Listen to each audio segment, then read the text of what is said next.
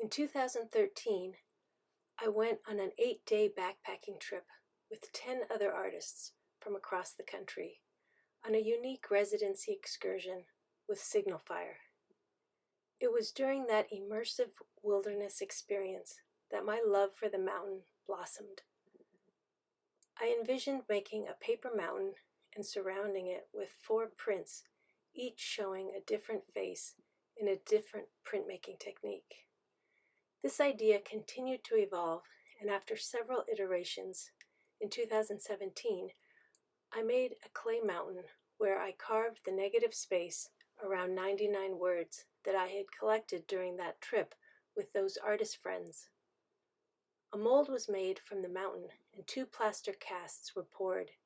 That same year, I made the first mountain print, a lithograph on limestone of the east face at the Kala Art Institute in Berkeley, California, on a parent residency award. I went on 2 other artist residencies in 2019.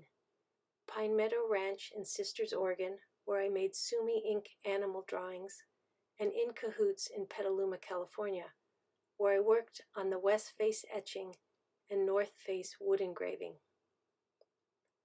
There were numerous technical challenges throughout developing this project, and many artists gave me advice, assistance, and shared their knowledge so I could complete this complex, multifaceted sculptural artist book. I learned about eco-printing, where you take actual plant material, and in this case, I used only plants found on Mount Hood. I used aluminum acetate as my mordant, and iron and copper baths made unpredictable chemical reactions that captured subtle detail.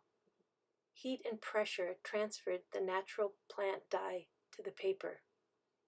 Through months of trial and error and consultation from a friend, I was able to create unique end pages for the edition of 40 books.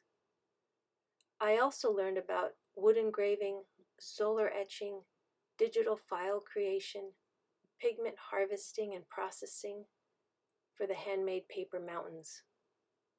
The development of solar etching plates was arduous. Jane Poliurulo, founder of Atelier Meridian, had to make proofs of each Sumi ink animal drawing in order to keep the subtle details from the washes and at the same time achieve velvety rich blacks. She and Isabel Deaver were instrumental in helping me finish printing the etching edition, monoprint centerfold, and silkscreen book cloth covers. I read Elizabeth Woody's book of poetry and prose, 7 Hands, 7 Hearts, Braiding Sweetgrass by Robin Kimmerer, and When the River Ran Wild by George Aguilar. All the stories in Ode to the Mountain are from members of the Confederated Tribes at Warm Springs. This is thanks to Jefferson Green, a cultural artist born and raised on the Warm Springs Indian Reservation and founder of the Creed Foundation, Columbia River Institute of Indigenous Development. Jefferson and I met in October of 2018 at the Treaty Conference at the museum at Warm Springs. Our friendship grew.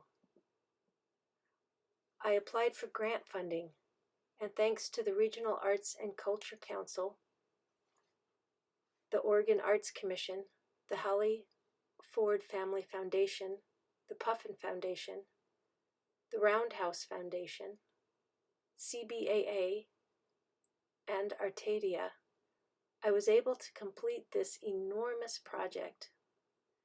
The grants helped me pay each storyteller for their time and an honorarium to be able to include their story in the project. In addition, everyone who contributed to the project was given a digitally printed copy of the book. In October of 2022, I gifted a deluxe copy of the project to the museum at Warm Springs. 2.5% of all the proceeds goes to the Creed Foundation. Their focus is to preserve, share, and advance Columbia River customs, and language through community collaboration and engagement.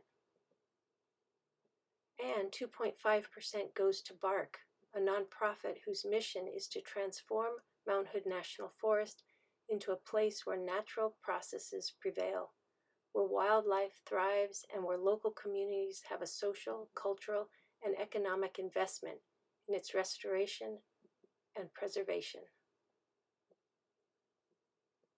Once trust was built, Jefferson introduced me to elders.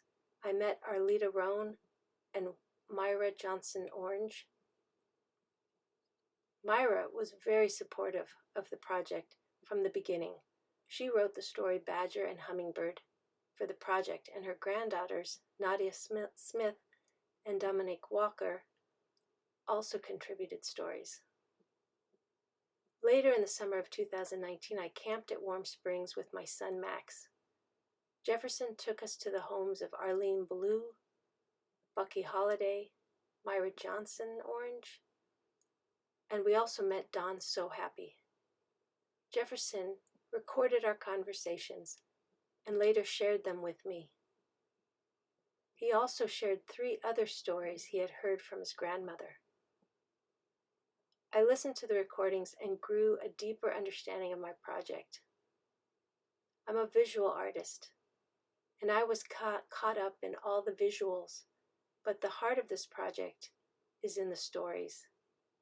And I'm so grateful to all the storytellers and to Jefferson for transcribing the stories and for entrusting me with printing their words. Ode to the Mountain is a call to action. The U.S. Forest Service manages Mount Hood National Forest as a timber production site rather than as a living ecosystem. Its forest management plan has not been updated for 30 years. There is no mention of climate change, the role forests play in carbon sequestration, or how fire suppression has left our forests and their inhabitants vulnerable to catastrophic fires. Native people have known all along that fire is an integral part of an interrelated system of people, plants, animals, and the land. I have joined BARC's Free Mount Hood Committee, which advocates for the U.S. Forest Service Management Plan to be updated to include vital provisions to protect clean drinking water, promote beaver and other wildlife habitat restoration, support mature forests, amend the plan to center the vision of Indigenous communities, and include the practice of controlled burns. Ode to the Mountain is about the land and our relationship to her. These lands are the homelands of the Multnomah, Molalla, Kalapuya, Cowlitz, Tualatin, Tenino, Klickitat, Klamath, Chinook, Wasco, Wishram, Paiute, Wanathlama, Yamhill, Tillamook, Takelma, Siletz, Nez Perce, Modoc, Grand Ronde, Clatsop, and the many other native people who live here. There are many languages, cultural practices, and tribal ancestry details to learn about and acknowledge. As a non-native guest, I am grateful to the Indigenous communities for their knowledge, cultural traditions, creativity, perseverance, and deep care and connection to the land. Indigenous people live here, have always lived here, and are still being impacted by colonial oppression.